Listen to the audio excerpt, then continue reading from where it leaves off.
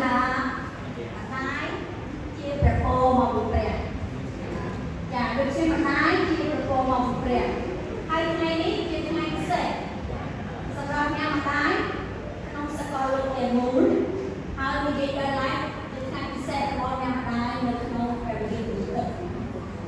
គោលបំណងនៃទីវានេះគឺផ្ដល់ការគោរពការដឹងគុណសម្រាប់ការអរគុណដល់អ្នកម្ដាយរបស់គ្នាវ័យខ្លាំងអ្នកម្ដាយស្លាប់ទៅអ្នកម្ដាយក៏នៅជាមួយហើយអ្នកខ្លះក៏មានម្ដាយដែរព្រោះយ៉ាងណាយើងអរគុណដល់ព្រះសម្រាប់អ្នកម្ដាយថ្ងៃនេះដូច្នេះសូមឲ្យយើងបានស្រួលចិត្តអរគ្នានៅក្នុងថ្ងៃនេះព្រះយេស៊ូវប្រងឲ្យខ្ញុំមកអរគុណដល់ព្រះអង្គហើយខ្ញុំអរគុណទ្រង់សម្រាប់ការប្រទានអ្នកម្ដាយដ៏ល្អហើយបានថែរក្សាការពារគុតគង់បន្តឲ្យយើងខ្ញុំដូចខ្ញុំចាស់សូមអរគុណព្រះអង្គហើយសូមអរគុណប្រទានពរសម្រាប់ព្រះបន្ទូលរបស់ព្រះអង្គនៅពេលយើងប្រទានដែរខ្ញុំចាស់អធិដ្ឋានគឺសូមនៅក្នុងព្រះនាមរបស់ចាស់យេស៊ូវគ្រីស្ទស្លាយហើយសម្រាប់ខ្ញុំសូមអរគុណដល់អ្នកម្ដាយពីទៅនេះរូបនេះគឺឆ្នាំ1975ខ្ញុំមានហើយខ្ញុំអរគុណគាត់ព្រោះយើងគិតថាគាត់បានបង្កើតខ្ញុំមកគាត់បង្ហាត់បង្រៀនគ្រប់យ៉ាងដល់ខ្ញុំរៀបចំទាំងក្នុងផ្ទះទាំងក្រៅផ្ទះការចាត់ចែងទាំងអស់ហើយយើងអរគុណសម្រាប់ការពុះពៀនៅពេលដែលខ្ញុំបានខ្លួនក្នុងឆ្នាំ70មិនអាចខ្ញុំបានពុះពៀជំរុញខ្ញុំឲ្យបានរៀនទៅមុខទៀតរហូតដល់សិទ្ធិនេះជាអ្វីដែលខ្ញុំអរគុណដល់ព្រះហើយខ្ញុំឲ្យគេហៅថាងារពិសេសមកគាត់ថាជាវិរៈនារីនៃភាពរឹងមាំក្នុងជីវិតខ្ញុំព្រោះគាត់ជាគ្រូនៃការរឹងមាំក្នុងជីវិតខ្ញុំហើយមួយទៀតខ្ញុំក៏នឹកចាំលេខពីអ្នកម្ដាយក្មេងរបស់ខ្ញុំអ្នកម្ដាយក្មេងរបស់ខ្ញុំគាត់ស្លាប់ហើយប៉ុន្តែខ្ញុំទៅអរគុណគាត់គោរពគាត់ទីព្រោះគាត់បានផ្ដល់គំរូនៃសេចក្តីជំនឿគំរូនៃការរស់នៅបម្រើព្រះនៅក្នុងឆ្នាំ2021ដើម្បីលើកចាំពីគាត់ខ្ញុំបានខុសសារមួយនៅក្នុង Facebook របស់ខ្ញុំលើកចាំដល់ថ្ងៃទី9ខែ10ដែលខ្ញុំបានដាក់សារនេះចូលក្នុង Facebook ដើម្បីលើកចាំពីគាត់ព្រោះខ្ញុំយល់ថាពីទឹក Facebook នៅលើឡើងមកហើយអ្នកម្ដាយរបស់ខ្ញុំតែក្មេងគាត់ស្រឡាញ់ព្រះហើយគាត់ខ្ជាប់ខ្ជួននៅក្នុងសេចក្តីអធិដ្ឋានគឺគាត់ខ្ជាប់ខ្ជួនក្នុងសេចក្តីអធិដ្ឋានបានជាខ្ញុំឲ្យងារគេថារងងារមួយទៀតដល់អ្នកម្ដាយពេលគាត់ខ្ញុំថាជាវិរៈនារីនៃសេចក្តីជំនឿនៅក្នុងរួមចិត្តខ្ញុំព្រោះខ្ញុំមានវិរៈនារីនៃភាពរឹងមាំហើយខ្ញុំមានវិរៈនារីនៃសេចក្តីជំនឿនៅក្នុងជីវិតរបស់ខ្ញុំនេះខ្ញុំអរគុណដល់ព្រះអង្គដែលព្រះអង្គបានរៀបចំការប្រទានព្រះបន្ទូលនៅក្នុងពេលក្នុងកាលចំពោះ127ខ3បាននិយាយថាកូនចៅជាមរតកដែលមកពីព្រះហើយផលនៃការពិតីក៏ជារង្វាន់ដែលព្រះអង្គពីឲ្យដែរដូច្នេះមានន័យថាកូនចៅជាបញ្ញាដែលព្រះទ្រង់បានប្រគល់ឲ្យឪពុកម្ដាយជាអ្នកថែរក្សាជាអ្នកផ្គត់ផ្គង់ជាអ្នកជួយទាំងអស់ប៉ុន្តែសម្រាប់កូនវិញឪពុកម្ដាយគឺជាព្រះពរថ្ងៃនេះជាឪពុកម្ដាយខ្ញុំអត់និយាយពីឪពុកទេប៉ុន្តែខ្ញុំដឹងថាខែក្រោយ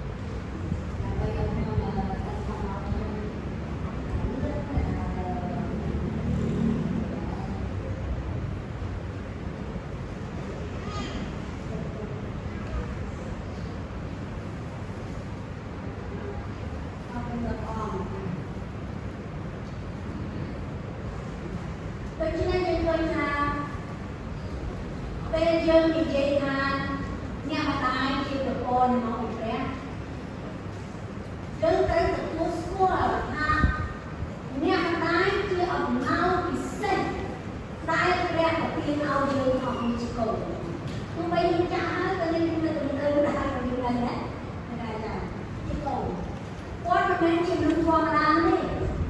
អ្នកម្ដាយមិនមែនជាមនុស្សធម្មតាទេគាត់មានតម្លៃខ្លាំងបងប្អូនគ្រូអ្នកគ្រូម្ដាយក៏យើងគាត់មានតម្លៃខ្លាំងណាស់ហើយបើយើងទទួលស្គាល់ថាអ្នកម្ដាយរបស់យើងជាបបរដែលមកពីព្រះតើយើងគួរធ្វើយ៉ាងម៉េចតើយើងគួរប្រព្រឹត្តយ៉ាងម៉េចជួយអ្នកម្ដាយរបស់យើងអានេះគ្រាន់តែជាសំណួរជួយឲ្យយើងបានគិតតែប៉ុណ្ណោះមិនយើងបានមើលពីអ្នកកម្មម្នាក់ក្នុង20ខ12នេះស្រាប់ទៀតបាននិយាយថាចូលគោរពប្រតិបត្តិដល់ពុកម្ដាយដើម្បីឲ្យបានយូរវែង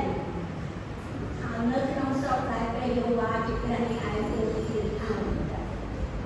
យើងនឹងហៅថាខនេះជាបញ្ញត្តិមួយនៅក្នុងបញ្ញត្តិ10ប្រការជាបញ្ញត្តិមួយនៅក្នុងបញ្ញត្តិ10ប្រការដែលព្រះអង្គបានបង្គាប់មកជាសេចក្តីដែលព្រះបានបង្គាប់ឲ្យកូនគោរពប្រតិបត្តិដល់ពុកម្ដាយដូច្នេះរបៀបដែលយើងគោរពហើយយើងប្រតិបត្តិដល់ពុកម្ដាយយើងគឺរឿងសំខាន់នៅចំពោះព្រះប៉ុន្តែរឿងធម្មតាគឺរឿងសំខាន់ចំពោះព្រះដូច្នេះយើងឃើញថាបទគម្ពីរនេះមានសេចក្តីសន្យាមកជាមួយបងប្អូនឃើញសន្យាថាស្អីដែរគឺសេចក្តីសន្យានេះព្រះអង្គបាននិយាយថាបើកូនគោរពប្រតិបត្តិដល់ពុកម្ដាយកូនគោនឹងបានអាយុវែងណានៅក្នុងស្រុកដែលព្រះបានឲ្យអានេះគេហៅថាសេចក្តីសន្យាមានលក្ខខណ្ឌហើយអីមានលក្ខខណ្ឌអីមានលក្ខខណ្ឌថាបើកូនគោគោរពប្រតិបត្តិពុកម្ដាយបានសេចក្តីសន្យាបានដូច្នេះយើងឃើញថាបើយើងគោរពប្រតិបត្តិដល់ពុកម្ដាយនោះយើងនឹងបានអ្វីដែលព្រះសន្យាឲ្យប៉ុន្តែបើសិនយើងអត់គោរពពុកម្ដាយយើងនឹងបានអ្វីដែលធ្វើយ៉ាងម៉េចព្រះអង្គប្រទានថាព្រះអង្គនឹងឲ្យមានអាយុវែងអញ្ចឹងបើធ្វើមានអាយុវែងចាំបានអីចាអង្គថាប្រទានសេចក្តីសុខឲ្យយើងអញ្ចឹងបើធ្វើនឹងសេចក្តីសុខយើងបានអីអានេះយើងគិតមើលគាត់នេះជាសេចក្តីសន្យាមានលក្ខខណ្ឌបងប្អូនយើងគ្រូអ្នកគ្រូមិនចេះច្រឡំណាបងប្អូនបាទគ្រូអ្នកគ្រូទាំងអស់ហើយបងប្អូនដែរថាបើយើងអត់បានធ្វើតាមសេចក្តីនេះយើងនឹងបានអ្វីដែលទុយគ្រាន់តែដឹងចឹងបានទុយអត់សេចក្តីសុខអូខេមានអីគឺខ្លួនឯងអត់បានអាយុវែងមានអីខ្លួនឯងយើងនឹងនៅក្នុងដែរដូច្នេះថ្ងៃនេះខ្ញុំចែកគំនិត4ខ្ញុំមិនមែនថាបាទខ្ញុំចែកគំនិត4ឬក៏របៀប4យ៉ាងដែលយើងអាចប្រព្រឹត្តចំពោះម្ដាយរបស់យើងសាមញ្ញងាយស្រួលយើងធ្លាប់ធ្វើឲ្យតែchúng taជាសិលកិច្ចរបៀបទាំង4នេះនឹងជួយឲ្យយើងហាក់សេចក្តីគោរពការស្រឡាញ់និងការទទួលស្គាល់របស់ទី1ស្លាញ់ទៀតទី1ស្រឡាញ់ម្ដាយដោយគ្មានលក្ខខណ្ឌស្រឡាញ់តែគ្មានលក្ខខណ្ឌ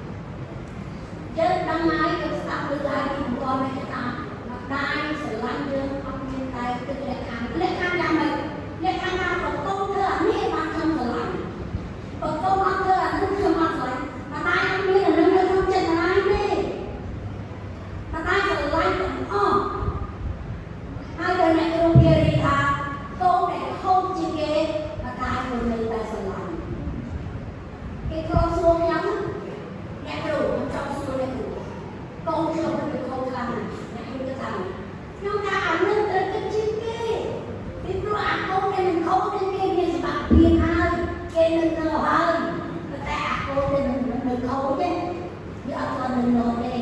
វានៅរេវាចឹងម៉ែទៅអានឹងដូច្នេះចិត្តម៉ែអត់មានកូនស្រឡាញ់ម៉ែអត់មានកូនដែលគឺម៉ែស្រឡាញ់ទាំងអស់គឺនឹងហើយយូរដល់អត់មានលក្ខខណ្ឌដូច្នេះក៏ម៉ែស្រឡាញ់យើងដល់មានលក្ខខណ្ឌតែគួរឲ្យយើងស្រឡាញ់គាត់ដល់មានលក្ខខណ្ឌអត់ចម្លើយបងប្អូនឆ្លើយខ្លួនឯងតើយើងគួរស្រឡាញ់គាត់ដល់មានលក្ខខណ្ឌណាគាត់ក៏អញ្ចឹងគាត់ក៏ចង់បានខ្ញុំស្រឡាញ់យើងគឺចឹងអត់គឺចិត្តទេចាយើងអត់គឺចិត្តទេ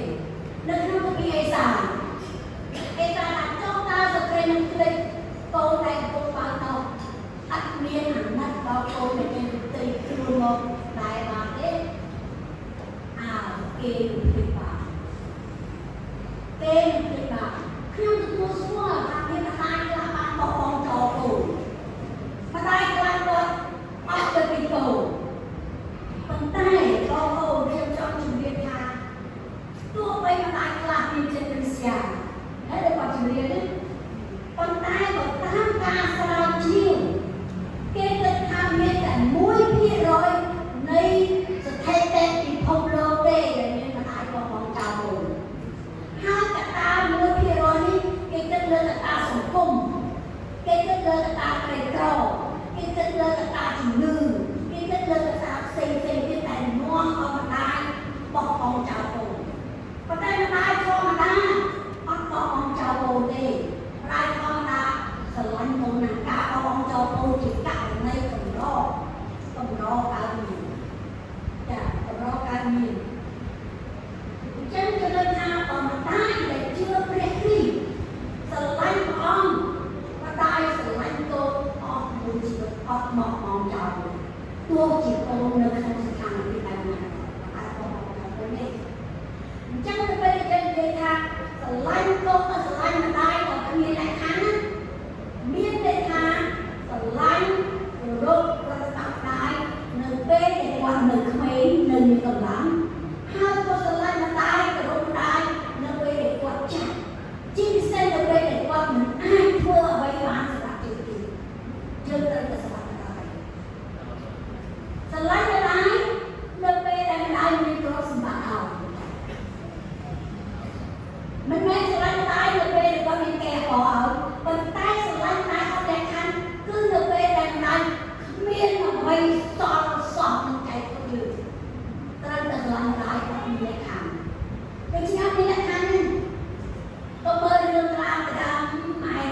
មានទ្រព្យសម្បត្តិច្រើនទៅប៉ុន្តែពេលម្ដាយអត់មានអីសល់អត់ស្រឡាញ់ម្ដាយនឹងមានចឹងទេបើស្រឡាញ់តែមានលក្ខខណ្ឌមានតែគាត់នៅក្មេងនៅមានកម្លាំងគាត់អស់កម្លាំងគាត់មានអ្វីចែកគាត់អត់មានអ្វីចែកគាត់យើងនៅតែស្រឡាញ់ម្ដាយដែរឃើញទេស្រឡាញ់ម្ដាយគាត់អត់មានលក្ខខណ្ឌទី2គោរពនិងស្ដាប់បង្គាប់ស្លាយវិញនៅក្នុងព្រះវិស្នាថ្មីសាវកពោលក៏បានលើករំលឹកយើងម្ដងទៀតនៅខអំពីដូចនេះភក្ញ្ញាដែរយើងឃើញថាតាក្មេងរាល់គ្នាចូលស្ដាប់បង្គាប់មេដាបិតាខ្លួនក្នុងព្រះអង្គម្ចាស់ហើយក៏ថែមចុងក្រោយទៀត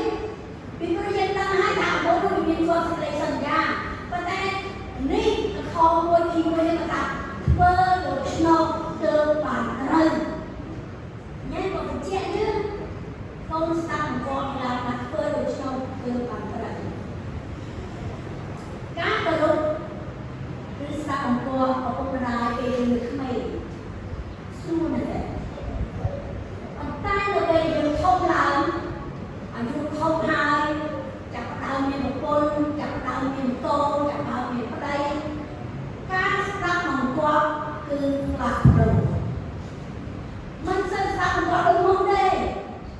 បងមិនដឹងចោលថាខ្លួនឯងមានកូនតែពេលកូនគេមានប្តីមានប្រពន្ធមានអីគេមិនស្ដាប់បង្គាប់ដូចមុនទេគឺការផ្លាស់ប្ដូរផ្លាស់ប្រែមែនទេថាគេអត់ស្រឡាញ់យើងប៉ុន្តែអានឹងជាសិទ្ធិឯកជនភាពរបស់អង្គគេហើយរបស់គ្រួសារគេ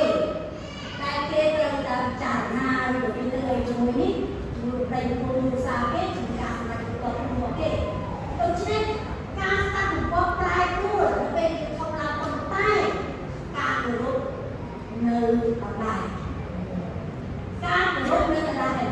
អត់ផ្លាស់ប្ដូរទេដូច្នេះយើងជាឪពុកម្ដាយ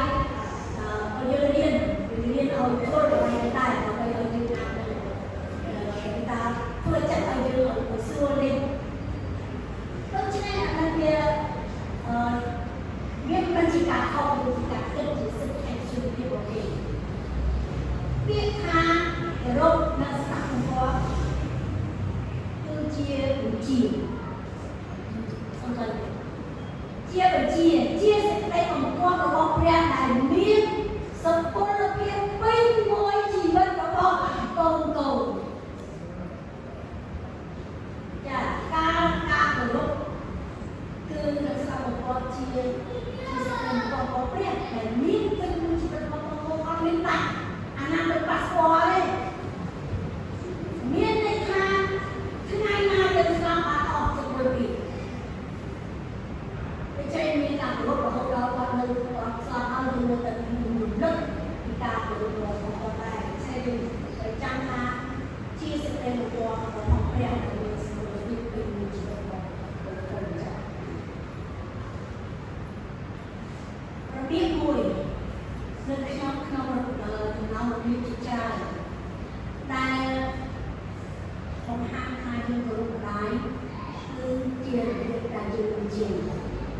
giờ biết để chơi chơi chơi mà ta còn chơi chơi hai chơi nó đâu chơi nào cho mình mấy con mình sửa anh là gì còn tay bên là giờ đây tại trong và trong một cái sự đây đây cho mình chơi chơi mà ta còn chơi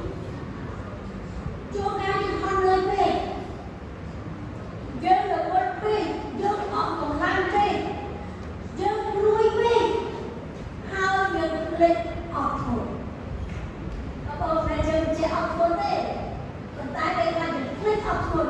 lebih dari klik output, jangan menjadi lebih nak dari job ini. Hanya lebih nak dari job ini juga itu lebih engkau hal fakta berwujud. Ini kerja bisnis dari pihak mensok hati. Sejak kemudian orang mensok hati, orang jadi tak terjadi orang lain. Mereka tu orang seperti cukup memperbaiki memperbaiki kami. Kamu mengingat mereka ada kuat cakap. Kuat nak kami kami kemana kamu? Kamu mendai apa? Kuat kerunai. Tapi mereka bercakap. Ini jauh dari itu bangsa lain. Ông ao mơ mê tai nụ ca chặt chả mới đi số biết ra đây thì cũng phải còn phải ông mơ mơ nào vậy nhưng trong ao được ăn học nhiều rồi cười nhé cười không á nè na đây protect prasa ở cục mà đài chọn kiêng rồi bó nè nú nâng trừ rồi lột nơi không ti ngồi ngất sồn chừng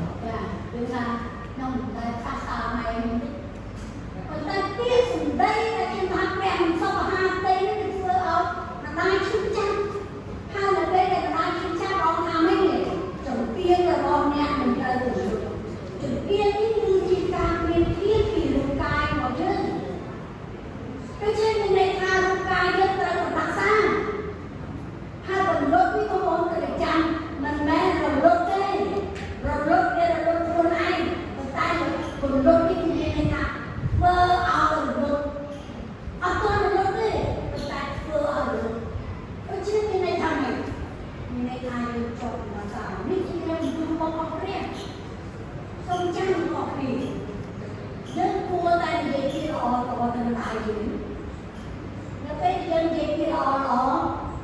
mà tay đi xoay chứ nè chưa làm tay xoay cho đấy mà xoay chứ hai có chiều kỳ đại để xoay hạt quạt đầu hạt quạt đầu cái số ông ăn chui dương cái này mình ăn chui dương ông một chân biển lo tại bên đầu để quân nên ta ăn chân nên là thích ăn chân này dương đây ăn chân lúc này cái số ăn đây một chân số ở dương ông ăn chui dương đi mà ba ăn được chân hai để người họ ăn để tôi lại tôi lại học thủ lúc mà lại sẽ học thủ dùng ăn chân bây giờ dùng được làm về mình sống làm được chúng ta vẫn những số này mà cùng không ăn học đi không ra kia hay là cùng là mưa thay mà ai được cùng mưa thay mà ai được câu không học kia là người ta tới đã học cùng bé thì mua của ông và tiên học căn ao dương như là ta mơ thay mà ai được ở đâu khiêm ông thì là tạo cho mơ thay mà ai được đi cũng ai chịu sợ là con bố đấy cái cho nhà cả bên này trong anh đôi để xây cái ai bình tài là khi anh đôi để xây tôi sẽ dùng đây là tân thang và ông mà được tin học cả bị xét ông dương tại vì mà ai cũng cùng một nơi anh nên học cả mình hài quả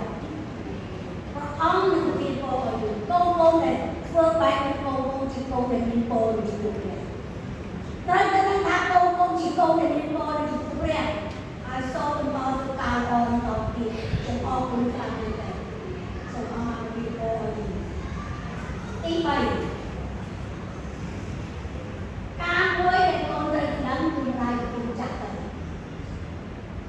So, mấy số kia sẽ biết vào hôm nay để là đẹp.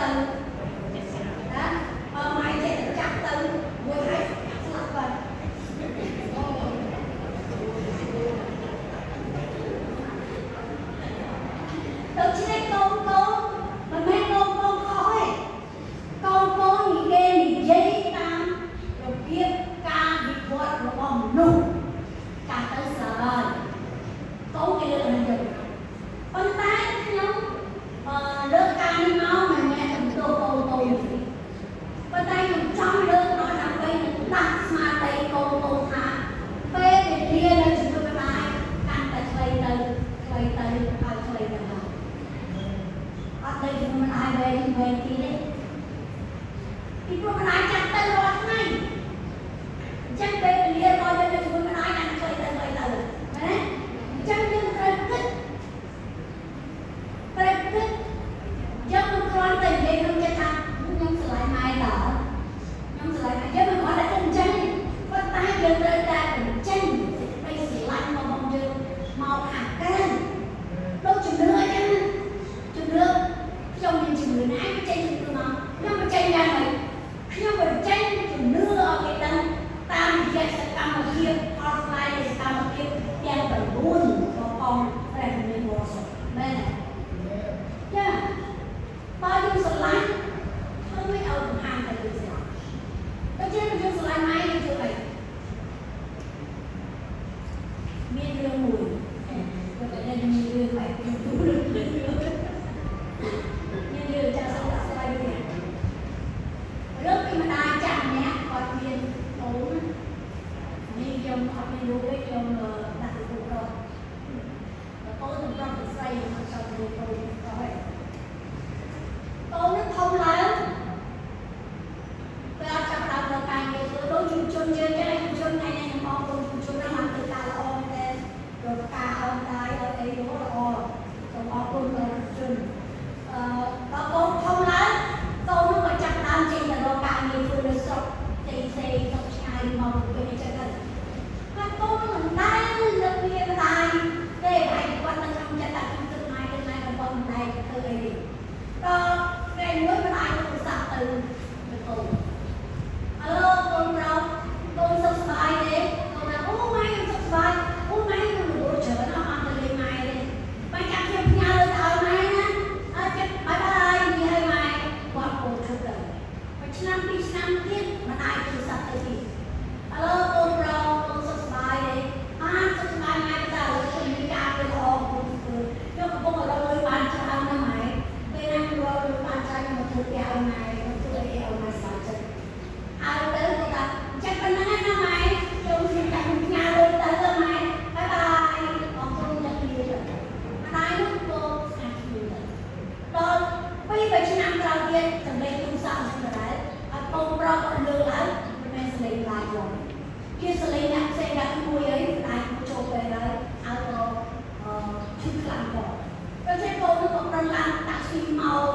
បរហើយក៏ខំរត់ធ្វើស្វាទៅកន្លែងផ្ទះរបស់គាត់ហើយគាត់បញ្ចេញលុយទាំងអស់ដែលគាត់បានឲ្យម្ដាយមើលតែបងប្អូនដឹងទេម្ដាយសុខសាន្តណែលែងគឺមួយគឺអត់មានអារម្មណ៍សោះម្ដាយសម្រាប់ចាក់ដៃកូនមកឲ្យប្រាប់ថាកូនប្រុសម៉ែអត់ត្រូវការលុយទេអត់ត្រូវការលុយច្រើនប៉ុន្តែម៉ែចង់ឃើញកូនម៉ែចង់ឃើញបងប្អូននេះជាអ្វីដែលខ្ញុំលើកមកដើម្បីឲ្យយើងពិចារណានៅថ្ងៃនេះ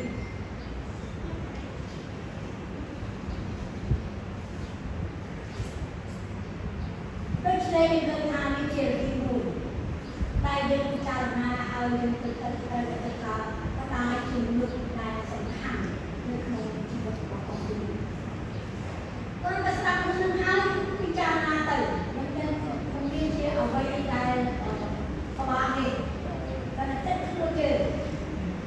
អមមកពេលវេលាដើរលឿនណាស់មែនទេពេលវេលាដើរលឿនជឿណា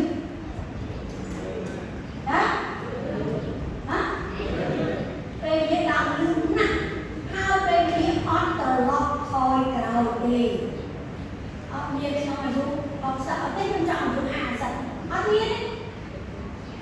មានសោះដូច្នេះបើយើងមិនចូលចិត្តទុកដាក់ជាមួយនឹងម្ដាយរបស់យើងស្ដាយ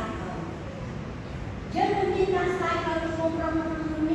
ពេលគាត់មានតំអងដៃស្ដាំផ្នែកលេងមួយអស់ហ្នឹងអត់ទៅកៅនឹងលើក្រែឲ្យស្លាប់ទៅពីព្រោះអីបានយើងថាស្ដាយពីព្រោះពេលគាត់ចាស់ពេកគាត់មិនវែងគាត់មិនគិតណែវិញ្ញាណគាត់សោលេងស្គាល់យើងគាត់លេងស្គាល់យើងបងប្អូនចុងក្រោយក៏អត់ស្គាល់យើងដូច្នេះវាមិនសុំទុកតែការសោកស្ដាយតែ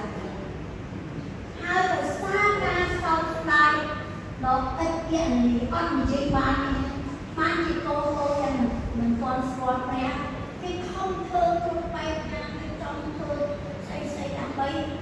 ពេញចិត្តសោកស្ដាយផងគឺចែកស្អីគេធ្វើស្អី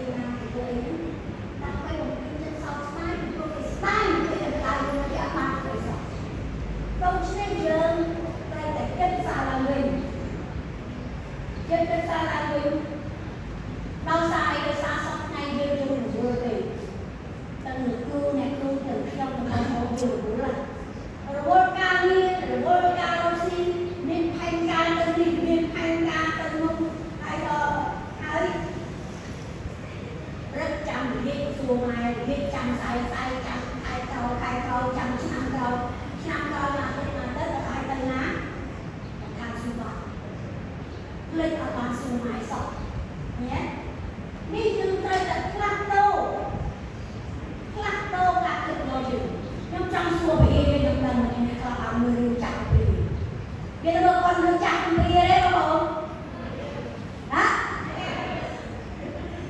បាយមើលហើយយ៉ាងណាដែរ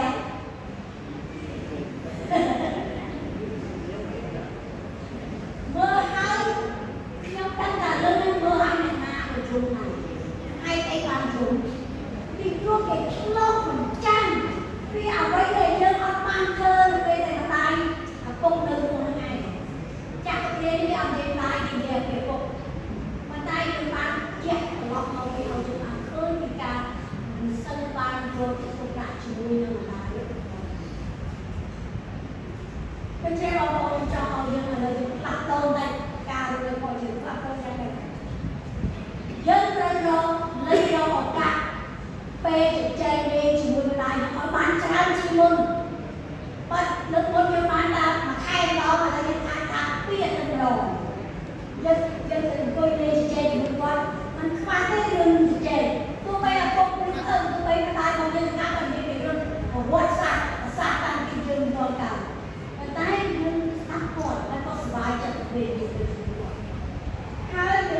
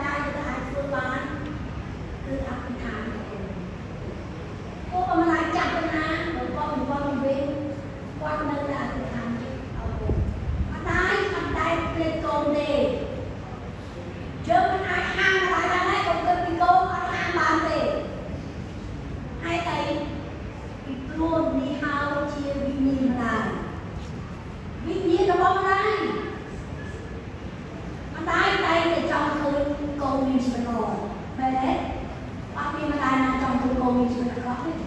តែចង់ទៅគូហើយលើកពីនេះកូនម្ដាយដែលជួយដល់ព្រះចង់ឲ្យកូនស្គាល់ចង់ឲ្យកូនដឹងថាព្រះយេស៊ូវស្រឡាញ់កូនលើកជាម្ដាយស្រឡាញ់កូនព្រះយេស៊ូវបានថែរក្សាពលិនកូនតាំងពីនៅតូចខ្ចីមករហូតដល់ម្ដាយដែលកោតខ្លាចព្រះក៏កូនមិនទាន់ជឿព្រះអធិដ្ឋានឲ្យកូនសូមព្រះអង្គបានរើសកូនខ្ញុំសូមព្រះអង្គបានកែកូនខ្ញុំពីព្រោះគាត់ចង់ឃើញកូនស្រឡាញ់ព្រះប៉ុន្តែបើកូនបានជឿព្រះហើយប៉ុន្តែដែលកោតខ្លាចព្រះ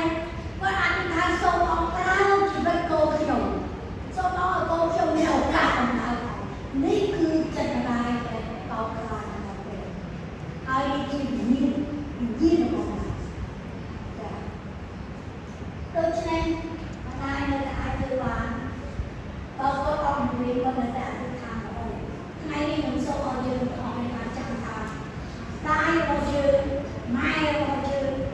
នៅតែអធិដ្ឋានដល់ឲ្យយើងរហូតដល់ថ្ងៃដែលគាត់ផុតសំណាងសូមចាំតាយរបស់យើងអធិដ្ឋានឲ្យយើងរហូតដល់ថ្ងៃដែលគាត់ផុតសំណាងគឺជាអ្វីដែលគាត់ជួយគាត់ហើយពីអធិដ្ឋានរបស់ម្ដាយគឺមានអំណាចមានអធិពលណាស់ពីព្រោះយើងដាក់ថាម្ដាយដែលកោតខ្លាចព្រះណាតែក្តីអធិដ្ឋានរបស់ម្ដាយកោតខ្លាចព្រះមានអំណាចហើយអីបានជាមានអំណាចមិនមែនម្ដាយរបស់មានអំណាចទេប៉ុន្តែម្ដាយក៏មានទំនាក់ទំនងជាមួយចៅល្អជាមួយព្រះក៏មានអំណាចនៅពេលដែលគាត់អធិដ្ឋានឲ្យកូនមានន័យថាគាត់ដាក់ជីវិតកូនទៅក្នុងព្រះគោះរបស់ព្រះឲ្យព្រះការពារឲ្យព្រះថែរក្សាពីព្រោះគាត់ដឹងថាគាត់មិនអាចនៅជាមួយកូនរហូតបានហើយគាត់នឹងស្លាប់ដូច្នេះគាត់អធិដ្ឋានដាក់ជីវិតកូននៅក្នុងព្រះរបស់ព្រះដូច្នេះសូមឲ្យយើងបានដឹងថានៃអធិដ្ឋានរបស់ម្ដាយយើងមានអំណាចពីព្រោះគាត់អធិដ្ឋានដោយស្មោះត្រង់ហើយគាត់មានជំនឿខ្ញុំនិយាយបានហើយគាត់ថានៃអធិដ្ឋានមានជំនឿព្រះអង្គទីហើយខ្ញុំនិយាយរឿងមួយទៀតហើយខ្ញុំចង់ឲ្យយើងស្ដាប់ចង់ឲ្យយើងស្ដាប់រឿងនេះគឺរឿងរបស់លោក Peter Ritchie ណានៅឆ្នាំ19ឆ្នាំមួយយើងគាត់ខោប៉ុន្តែគេសរសេរក្នុងសៀវភៅមួយជាប្រវត្តិសាស្ត្រដែលគេកត់ត្រាទុកនៅក្នុងប្រវត្តិសាស្ត្រមនុស្សជាតិនៅឆ្នាំ1920ហ្នឹងRitchie ហ្នឹងគាត់មានរឿងរ៉ាវដែលគាត់ទុកពីរសារគាត់រស់រៀនមានជីវិតចាស់ចម្លែកបំផុតនៅក្នុងប្រវត្តិសាស្ត្រគាត់បានធ្វើដំណើរឡើងកប៉ាល់មួយគាត់ចេញពីប្រទេសអង់គ្លេសទៅប្រទេសអូស្ត្រាលីខ្ញុំអត់ដឹងស្ថានភាពអង់គ្លេសអូស្ត្រាលីទេធ្វើដំណើរយ៉ាងម៉េចខ្ញុំអត់ដឹងទេពីឆ្នាំនេះគាត់កើតទៅខ្ញុំនៅតាមស្រុកនេះវាអត់មានពេលគាត់ធ្វើដំណើរកាន់មហាសមុទ្រហ្នឹងទៅបានប្រហែលថ្ងៃកប៉ាល់ហ្នឹងជួបនឹងព្យុះហើយកប៉ាល់ហ្នឹងលិចអ្នកនៅកប៉ាល់ហ្នឹងទាំងអស់ស្លាប់ទាំងអស់លើកលែងតែ Peter Ritchie មួយដែរនៅដូច្នេះពេលដែលគាត់កំពុងតែដៃទៅក្នុងសមុទ្រកប៉ាល់ទី2បានមកគេស្រង់គាត់ឡើងលើកប៉ាល់ហ្នឹងហើយគាត់ឡើងទីប៉ាល់ហ្នឹងបានតែប្រហែលថ្ងៃកប៉ាល់ហ្នឹងជួបព្យុះហើយលិចទៀតហើយទាំងអស់ស្លាប់ទៀតប៉ុន្តែគាត់នៅរស់ទៀតកប៉ាល់ទី3បានមកកប៉ាល់ទី4បានមកហើយជួបព្យុះទាំងអស់គ្នាហើយគាត់គេស្លាប់ទាំងអស់តែគាត់នៅរស់យើងគិតមើលយើងស្លាប់ដល់កន្លែងនេះលោក Peter នេះចម្រាញ់ដែរជីកប៉ាល់អស់4នេះតាមជីវិតអស្ចារ្យស្លាប់ដល់គាត់នៅរស់ហើយគាត់នៅនៅទៅបានកប៉ាល់ទី5មកទៅនៅដល់កប៉ាល់ទី6គេបានស្រង់គាត់មកគាត់ឡើងជីកប៉ាល់នឹងទៅដល់កំពង់ផែនៃក្រុងស៊ីដនីតែនៅឆ្នាំនោះគេត្រូវដើរពីកំពង់ផែទៅដល់ក្រុងស៊ីដនី3ថ្ងៃទៀត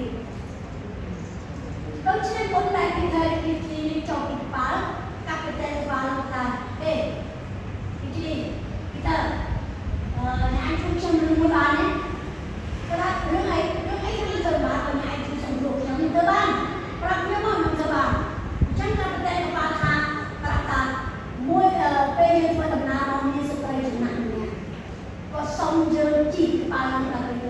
អូស្ត្រាលីដែរប៉ុន្តែមុនយើងដល់ទីនេះមួយអាទិត្យគាត់ឈឺខ្លាំងមែនទែនហើយគាត់វង្វេងហើយពេលដែលគាត់វង្វេងគាត់ថាប្រងើយសូមអរគុណជីវិតខ្ញុំឲ្យបានឃើញមកបងប្រុសខ្ញុំគាត់អធិដ្ឋានអញ្ចឹងហើយគាត់អត់ហងអីឥឡូវយើងដឹងថាគាត់ជិតស្លាប់ហើយអញ្ចឹងតើពីធ្វើឯងអាចធ្វើពុទ្ធជីកូនគាត់បានអត់ไปជួបគាត់ថាពីធ្វើឯងនេះជីកូនគាត់ធ្វើបានអត់តែអូទៅធ្វើបានអត់ពីអីដូច្នេះគាត់ថាធ្វើបានតែបើវិញគាត់ចូលទៅក្នុងទុកស្ត្រីចំណាស់នោះពេលគាត់ដើរទៅចូលទៅតាមខ្លួនអោណាដល់យើងពលស្រីនោះគាត់ចេះតែតាមប្រងសូមប្រងទុកជាមួយកូនខ្ញុំឲ្យបានជឿខ្ញុំប្រងគាត់ចេះតែទៅអញ្ចឹងដូច្នេះពីទៅគាត់ចូលទៅមើលទៅស្រីខ្លួនខ្លាំងមែនបងដឹងឯងគាត់ស្រីនោះគាត់មិនមែនអាហ្នឹងទេស្ត្រីនោះគឺជាម្ដាយរបស់កូនឈ្មោះស្តេឡាតែគាត់អត់បានឃើញ10ឆ្នាំហើយ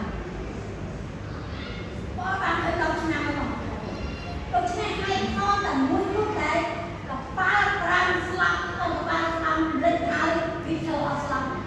ដោយសារម្ដាយអធិដ្ឋានរបស់គាត់អត់ស្លាប់ទេរ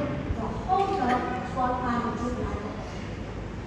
នេះគឺចង់និយាយថាអំណាចនៃសេចក្តីអធិដ្ឋានរបស់គាត់សេចក្តីអធិដ្ឋានរបស់ដែរ